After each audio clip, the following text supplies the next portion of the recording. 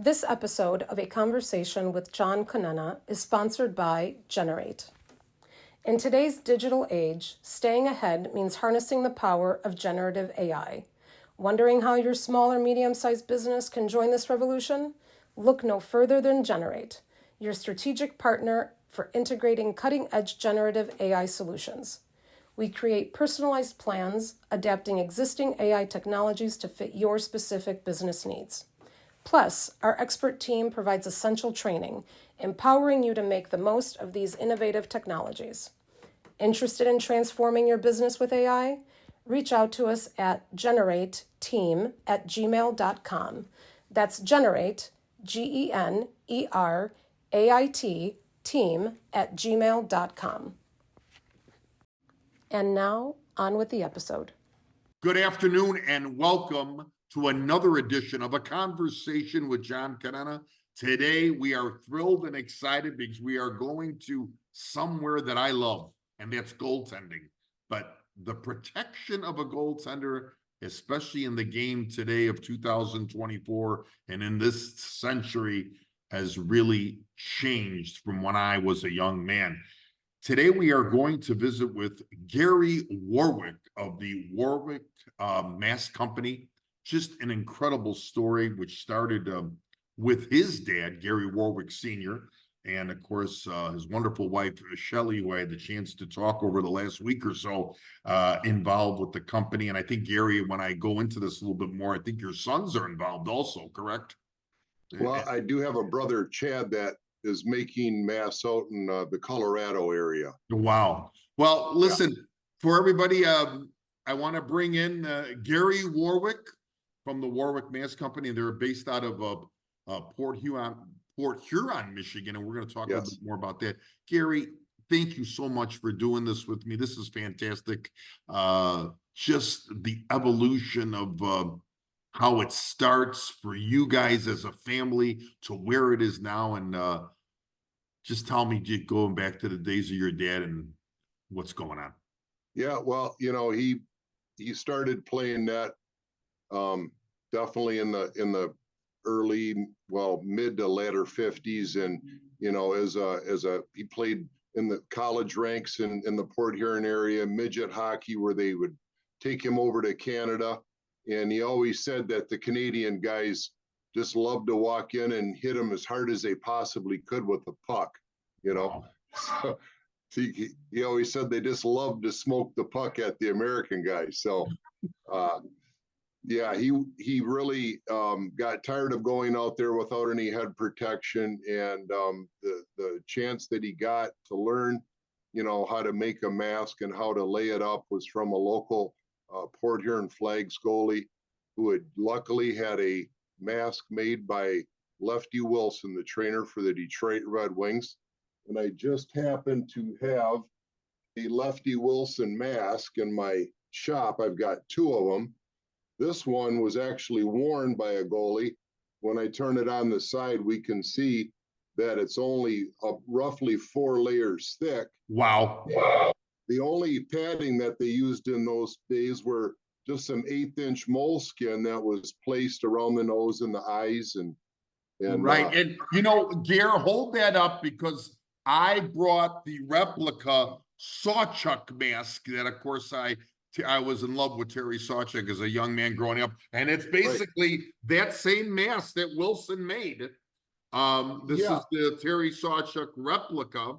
And I've got one that's very similar to the one there it is. There. Yeah.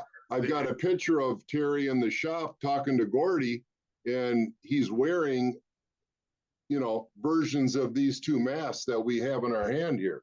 Incredible to think, like you said, the only protection was that how thick it was, the little bit of thickness that it was, and then that little thing. I have to show you something, because you probably would have came to my father and killed him. My first mask was a windmill mask that my dad paid, I think, $20 for. Yeah. And of course, you could see by the eyelets and the mouthlets that I should have been at a dentist and lost my eyesight by now. But, you know, luckily, the big guy upstairs was with me, but this was an original windmill. And to go from what you just said about those masks that you just brought up to what's Yeah. behind you and what you're going to show us. I mean, just an incredible change. When does this Yeah. change take place where, Dad and the company now start to really get into this? Well, I guess the big change I would say happened in '79 after, Bernie Perrant took that stick in his facial plate mask, which obviously hurt his eye. And then I believe it was a Canadian league or whatever. The Canadian law was passed and they outlawed the basically the facial plate. So they started to cut the face out of the mask. And you know, I've got another mask here made by, have you ever heard of these? The skull pretzel. mask? No, this is fiberglass strands all joined together, which seems extremely complex to make. And I know this type of mask is very rare, and it was made up in Montreal by a guy by the last name of Weatherby. But as I grab a mask like this one that has the Yes. facial cutout, this was actually a game mask worn by Cam Johnson when he was playing for North Dakota. Oh, wow. Cam's famous for always these beautiful paint jobs. This mask features moons that have glow in the dark paint, and on the back, same way. And he always has a tribute to his late father on all of his back plates. Fantastic. And, Cam has been with us for years and years, and he's a back-to-back Kelly Cup champion for the Florida Everblades in the East Coast League. For a few years he was really chasing the NHL, but things don't always work out that way. But Exactly. But and not to not say anything else about Mr. Johnson, the quality that you just held up from what we were both holding up is just unbelievable quality, right. let alone the paint work that we'll talk about too. But I have to ask you, I think it was Plant who had the first mask in the late 50s Montreal when he got a shot, and then of course Sawchuk and all these others start to. Was Dad privy to this Lefty Wilson of the Detroit Red Wings? Did they know each other, coming up the ranks? Well, I do know that my dad tried for several years to get an appointment with Lefty to get his own mask made. And, for whatever reason, it just didn't work out. So he never got to visit with him and, and have a hands-on experience per se in being shown the tricks. But he certainly, was able to learn enough from the goalie for the Flags. And he just kind of, through trial and error, he did it in his basement. And he always liked making his masks in his basement until around 2001, 2002. And then he got into his first storefront really close to his house. Sure. Thank you for bringing that up, and thank you for bringing up the part about Perrant. And I think there was a goaltender before Perrant who lost his eye vision, was Jerry Desjardins with Buffalo. I have to ask you, the Perrant thing was so significant that this is what we now see today, because I remember Billy Smith and some goalies, even the Russian goalie, Vladislav Tretiak, had a cage and a little Jofa helmet to beginnings, the start of the prototype that what's behind you. So does this really take off then in the 80s, the design of what we're seeing now? Yeah, it really did. You had a couple of big Canadian mask makers like Greg Harrison and Jerry Wright, and they were taking care of a significant portion of the NHL goalies. Like Greg was making his own custom stuff, and I think Jerry Wright was doing and working for iTech at the time, and and then my dad got into it and developed, through our store that we had downtown Port Huron in around 2002 or 3. He developed a good relationship with a guy from Louisville, TPS. The name escapes me right now, but it was, Shelley just mentioned, it was Graham Watson. And, Okay. Graham was personal friends with Dominic Hasek. And so when my dad signed an agreement with Louisville TPS to start, representing that company, in turn, that started feeding him all these top, either American League or NHL goalies. And I've got Graham's good buddy, of course, was Dominic Hasek. Dominic Hasek, yeah. And this is just a replica signed by Dominic, but really cool motor on top, coming out of the winged wheel, and Hockey Town on the front. And the 39 and the Dominator on the back. Yeah, fantastic. Yeah. Fantastic. Well, when we met up with him the first time around, we were taking Steve Shields, his new helmet. We were in the Buffalo Sabres visitors room at the Joe Louis, and Dom was wearing, it could have been a Cooper, it could have been a Bauer plastic helmet with his famous cage with all the squares in it, and he was happy at the time with it. So exactly. Oh my God, Brad. I want to tell our audience that, and we'll get to this a little bit later, but I wanted to, the goalies that have come in through here, like Eddie Johnston, Yves Belanger, Doug Grant, Liut. And of course, I think you got even a story where they called Dad down, and I want to hear about this, about when Rogie Vachon was acquired by the Red Wings. They called Dad down there, didn't they? At the time, was that the Joe? Was that the Joe Louis? That was, gosh, I'm trying to remember if that was at the Joe, because the Joe opened up in '79, and I'm not sure if that was. Well, it was Olympia. Definitely not the Olympia, right?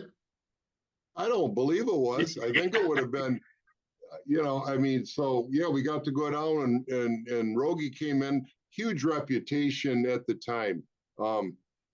Detroit wasn't a great team, but everybody thought that maybe Rogie could put them over the top after playing many seasons for the Canadians, and then huge with the Kings, right? And he had a couple tough years, but it was just a lot of fun to meet him and make a mask for him, and like a real true legend. And then the Eddie Johnston and the St. Louis Blues would always come to McMorran Arena in Port Huron and skate.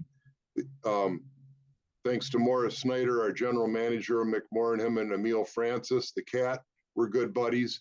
We got to see the Blues come in for a couple years, and then even the Red Wings had training camp here until they moved up to Traverse City. So and Gary, the thing that I want to mention as we move forward here today with this unbelievable interview that we're having, these goaltenders, and I think you'll mention even about Hasek, it's like basically going to a tailor for a suit. This has got to fit properly. This has got to be custom, because you're in a game of 20-minute periods times 3 plus overtimes and everything else. Right. How this mess is.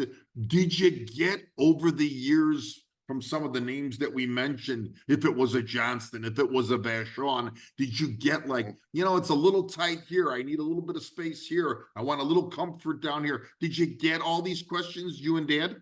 Well, we did. And then a helmet like the one that Dominic wore, because he's 165, 170 pounds, he was 6 foot, 6'1", very narrow, smallish type head. By the time you got done making his basically 2 different liners, that, the front piece and the back piece for his helmet, they were approximately 5/8 thick. So very thickly padded. Plus it had a couple of plastic inserts in there to keep the padding off of the shell, so there was separation. But I do have a head mold here from Mike Richter when the longtime equipment manager, for the Rangers, Cass Marks. There's even a spot on the side of the mold where Mike had taken a shot and sustained an injury. This was made in September of '02, and they've got notes on here around a 1/2 inch to 5/8 inch of foam. So he wanted it thickly padded, and ability in this area, both sides at a deflection ridge. So he wanted the shell to be tweaked with deflectable ridges on top. Oh, wow. So it didn't stick to the shell on a big shot. And then up here it says, make a bigger black back plate. So he was looking to have the whole back of his head covered, Wow. So again, this all, Gary, becomes the preference. Right. Tell me this is probably the easiest, but the craziest question. The mask that we showed, the Sawchuck prototype, Yes. Those masks were hot after a while, because you talk about, too bad they didn't have water bottles on the back of the nets in those days, because I think in those days they needed them more than now. But I have to say that with this type of mask that you're making, the Warwick Mask Company, there is a lot of freedom. There's a lot of flowing air, correct? Yes. Yes. With that big facial opening. And then, we put like a good friend of mine that is a local painter and an Eddie Belfour fan. He paints these himself. So this is kind of one of Marty LaValle's paint jobs. And of course, Eddie is from Carmen, Manitoba. So he always has the Carmen Belt B1 Racing logo on the back. He always had the wishbone on the chin. And but lots of holes in it, the triangle openings. So there's several air ventilation holes. And the guys still get work up quite a sweat after the game. But another good goalie that we worked with, Jeff Lerg.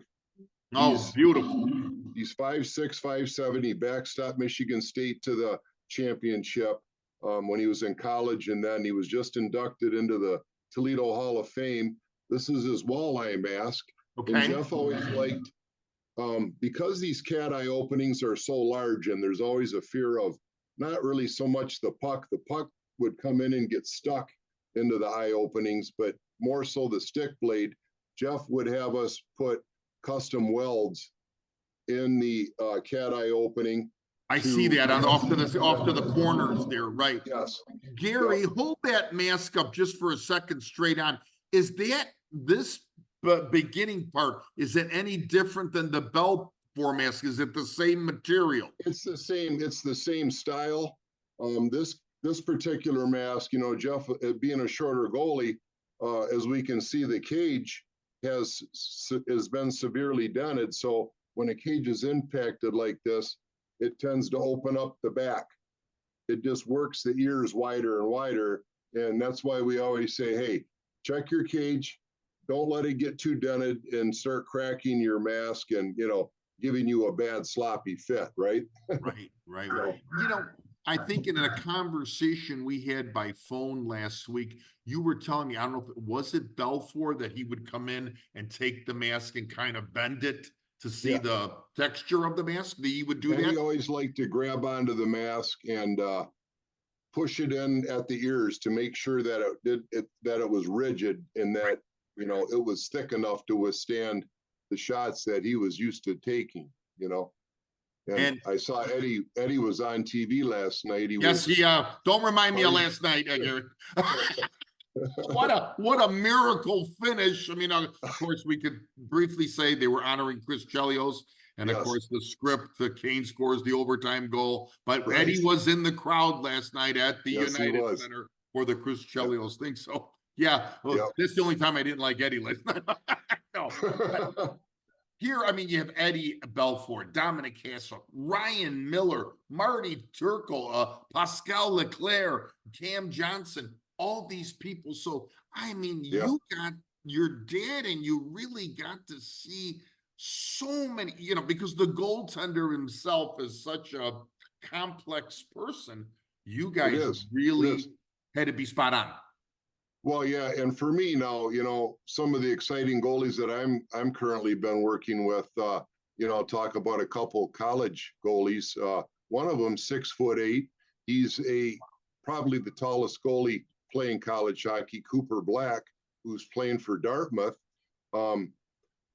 playing very well. He's been into the store several times, and it's been a lot of fun to work with him and see a guy that tall progress and get his lateral movement back and forth. He's been to a couple of pro camps, so Okay. I would say he's a very good prospect. And then you've got Ben Cross, who's on the Hobie Baker list, goaltending for St. Lawrence.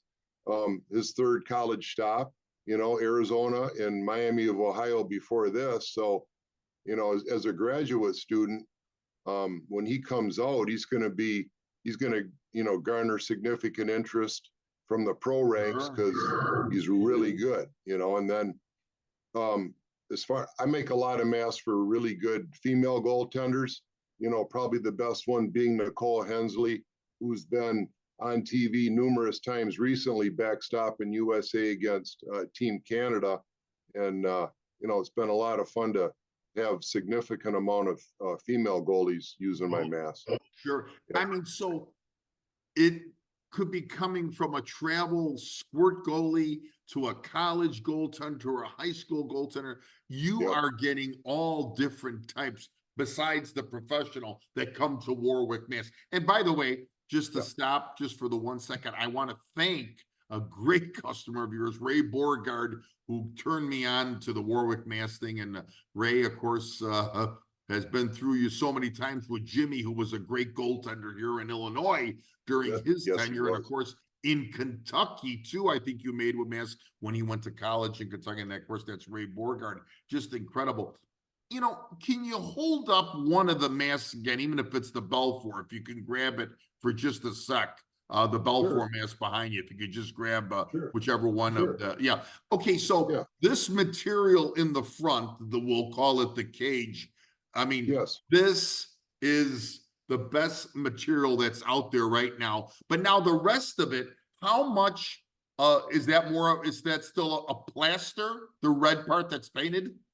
Well, the masks are made out of certainly really high-end fiberglass. The inside of the mask, like this one, when I hold up the inside, you can see it's dark in color. That's two layers of carbon fiber.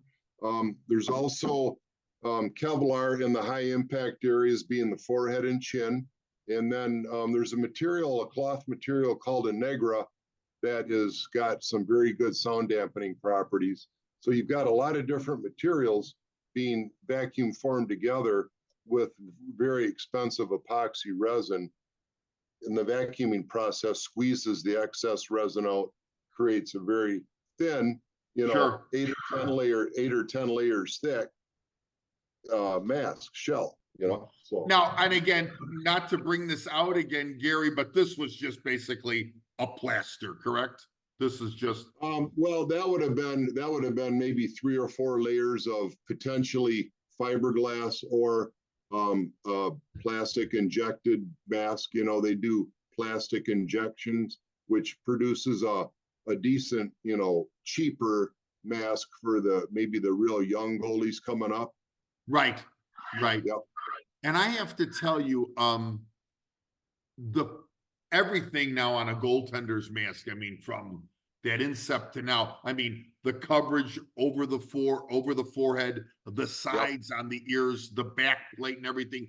This is stuff that they're encompassed. It's well protected, correct? There's not a goaltender that says, you know what, leave my ears open. I don't need my ears covered.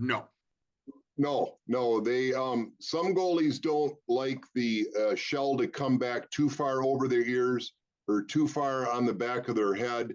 They would rather have a little bit less.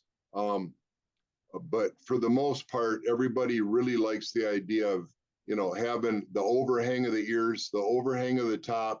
So your back plate comes and rests on the inside of the shell, and basically you're completely protected.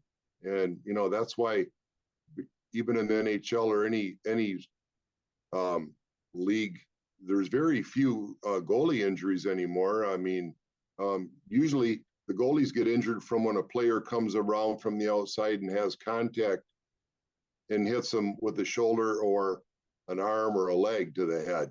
Right, right. When they're jamming the crease, or the unfortunate thing that right. happened to Clint Malarchuk when a skate blade went over his throat that time. I have to tell you, the biggest concern, and now you kind of, with the mask, the teal mask that was behind you, a friend of mine had a Bernie Perrant mask that was made through the Jacques Plante company. I think it was Sport Flow.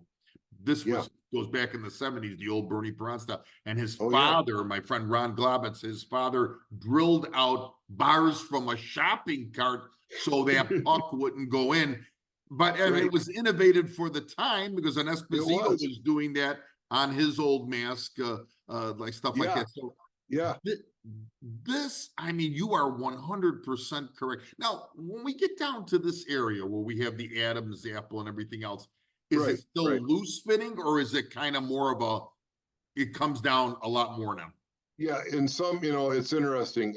Some of your goalies that are more 6'2", 6'3", they like that longer, maybe chin, 4 inches. And we measure the chin from the bottom of the facial cut, where the bottom, stops, and we measure down to the bottom of the chin. So like a 4-inch chin is considered long.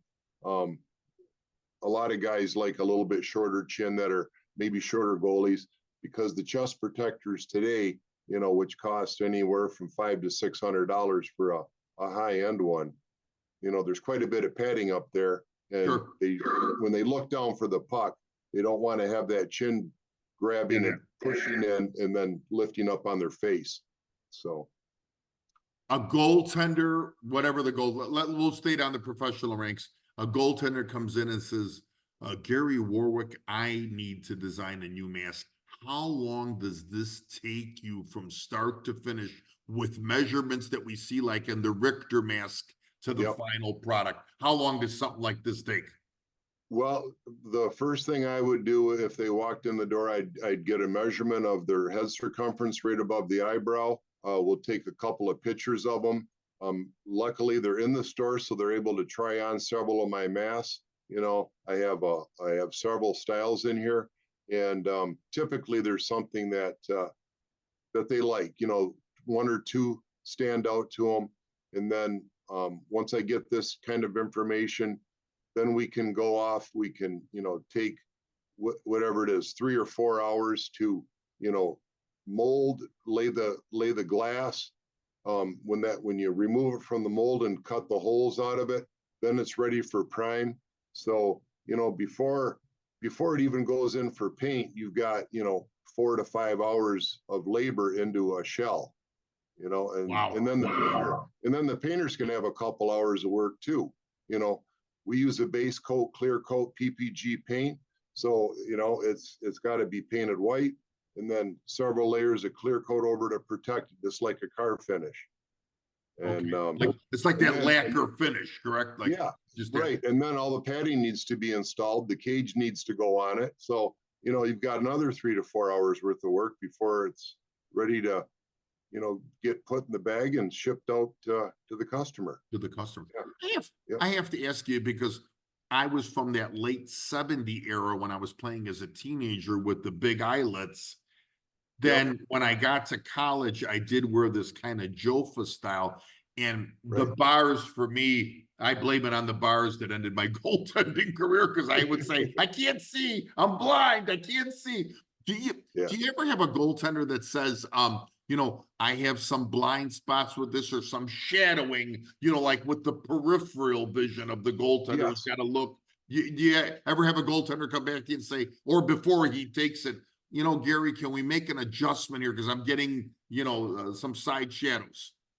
Yeah, some of the things that you can do, if they're ever having issues like that, is you can take the side of the facial opening back a little bit further, and just removing, 1/8 of an inch on each side would, potentially give the goalie a little bit better peripheral side-to-side vision.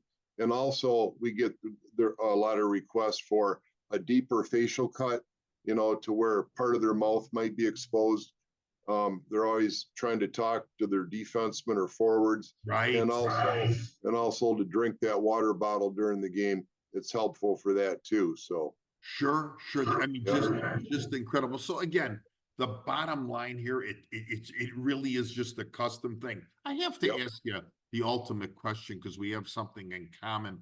You know, I've worked with my dad, and the funny part about this is my dad opens up this travel agency in 1968. I came here when I was 17 years old.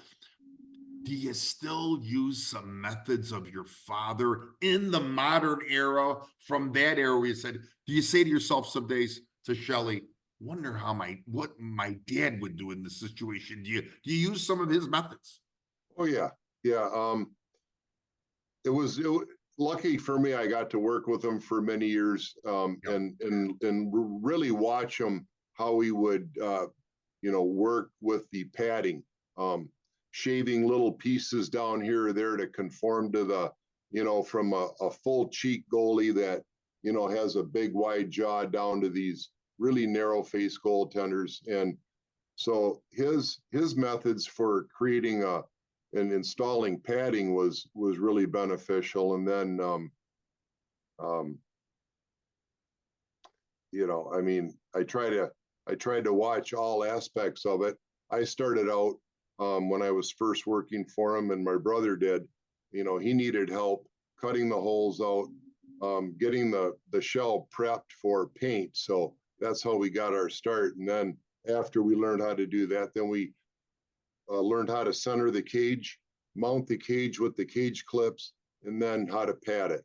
So there's a lot of different steps that you need to learn. A lot of different, sure. But I mean, it sounds like, and of course, if you guys have been in business since 1968, it's professional, and you guys have really done the great job because no one lasts from 1968 to 2024 if not being professional and having a great work ethic. This is incredible. We are visiting today with Gary Warwick from the Port Huron area, the Warwick Mask Company, a fantastic company. It's been around forever. They're out of Port Huron, Michigan.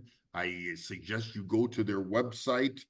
Their phone number is 810-966-3431. Some of the greatest professional goaltenders, amateur goaltenders from the NHL, professional goaltenders have come through there. It's just unbelievable, some of the work and some of the things you held up here today. I got to ask you something. I usually do a 5-question thing at the end, but I'm going to ask you one question, but I want 5 answers, and you can even elaborate on a few more. I'll give you the leeway, but I mean, this is fantastic. I would be a kid in a candy store if I could sit there all day with you and Shelley just to see these goaltenders come in. I would have been like, Gary, I got to talk to him about this game. You would have thrown me out of there. But I have to ask you, who are your top 5 professional goalies? And if you want to mention college guys, whatever, but that's the question. Who are your top 5? And not the way you designed the mask. Let's talk about now Gary Warwick and his interest in goaltenders. Well, I guess back when my dad was, working with these, bigger name NHL stars, obviously Eddie Belfour would have been at the top of the list because he was one of the early guys. Again, so was Eddie Johnston and Rogie Vachon were preceded Belfour. But then when you get a chance to work with a young kid like Ryan Miller, I've got pictures that hang in the store of him in my dad's basement when he was with Michigan State. He spent a couple years there, won the Hobey Baker, and then went on to play 18 years in the pros. So Ryan was definitely, one of the guys for us. And I mean, a lot of people followed him in Michigan, and we sold a lot of his style mask, of course. And then in 2010, he was almost won the gold in the Olympics. Yes. With his famous painted goalie mask, right? It was Uncle Sam on it. And I mean, a couple of Michigan goalies, you had Marty Turco and Steve Shields. Those guys had great college careers and went on to become great pros. And so did Al Montoya. So for a while, my dad was getting all these great young goalies coming out of Michigan. And one night, Brian Elliott was training in Wisconsin, and he says, hey, I'm going to come in. I want to do a couple things. I want to look at maybe a different back plate. So on a Sunday night, Brian Elliott walked in and I got to work with him. Another great one, a good time, was when my dad and I went down to the Joe and delivered Marty Baron's new mask. Oh, wow. We got to not only deliver his, but sit down with Henrik Lundqvist, and Henrik was able to try our stuff on. You know, huge Bauer guy, right? So he was a rep in Bauer equipment from head to toe for his whole, whatever he played, 18 years, 17 years in the league. But Sure. it was a lot of fun meeting him. And when we went in and delivered Dominic Kosik's one of his new helmets, he went through one or two a season. Going in the locker room and talking with Nick Lidstrom, Brad Hall, Brendan Shanahan. Yeah, that was a lot of fun too. So, you know, even Yarrow Halak, we got to go down and deliver his when he was with the Blues and meet Kenny Hitchcock. You know, him and Mike Babcock were chatting with each other. Babcock was on the ice and he came by and swatted his stick at the glass, and there's just a lot of good times. Those guys are always poking fun at each other, you know. Yeah, and, two characters to say the least, right? Two characters. Yeah. And you know, and we got several pictures in the shop with Kevin Weeks when Kevin was playing for the Vipers at the Auburn Hills in Michigan, you know. And so now Weeks, he's still, you know, in the game and he's an analyst. Yeah. And then of course Mike McKenna, another one of our favorites, won a tremendous amount of games in the American Hockey League, you know, still played several in the NHL, but a great guy, and got to go down, and Shelley and he invited us down in 2018 when he was up with Ottawa Senators for quite a bit of the season, and they came into Detroit and he needed a new titanium cage delivered to him. So we went down there and he took us out to dinner to the London Chop House, and we had a good time talking with Mike. So, well, I got to tell you, Gary, I want to thank you so much for today. And you know what? I hope we could do this again, maybe in the coming year, because there's so much, and with this always evolving and how it's changed. And I'm just looking behind you up top in the middle there. And thank you for bringing out some of those masks. Of course, sure. You know, it's a position that I could tell you have a passion for it. Your father had a passion for it. I still love the position. I look at it every day, and I always ask people, who's the goalie on this team? Let me see the mask. Let me see this. Right. Let me see his pants. Let me see his blocker, his glove. Yeah. But yeah. I want to thank you. And please, you keep doing what you're doing. I want to thank your wife, Shelley, again, for getting this all set up for us. This was fantastic and a thrill for me, being that ex-amateur goalie who still is the first thing I look at when I'm in a United Center or any stadium that I go to. Right. And I appreciate, John, that you sought out Warwick Masks to find a little bit of the history. And, you know, like you said earlier, there's not many mask makers that have been at it for over 50 years. Oh. You know, a lot of them come and go, and, you know, they change hands or just get tired of it and do something different. But, you know, we're still kicking masks out all the time, and I appreciate you giving us a chance to talk today. You got it, and I want you to know that this will go out to the audience on YouTube late tomorrow night and on Spotify. But for anybody who wants to see this interview, you'll catch it on YouTube on a conversation with John Conenna. And Gary, I'm going to get this out to you and Shelley. But again, fantastic work. Keep doing what you're doing, because this is just tremendous. It's basically, this is a work of art with passion, without a doubt. All right. I appreciate it, John. Yeah, Gary, thank you. You have a great day, and best to the company, and let's meet up in the future. Sounds good, John. Take care. Take care.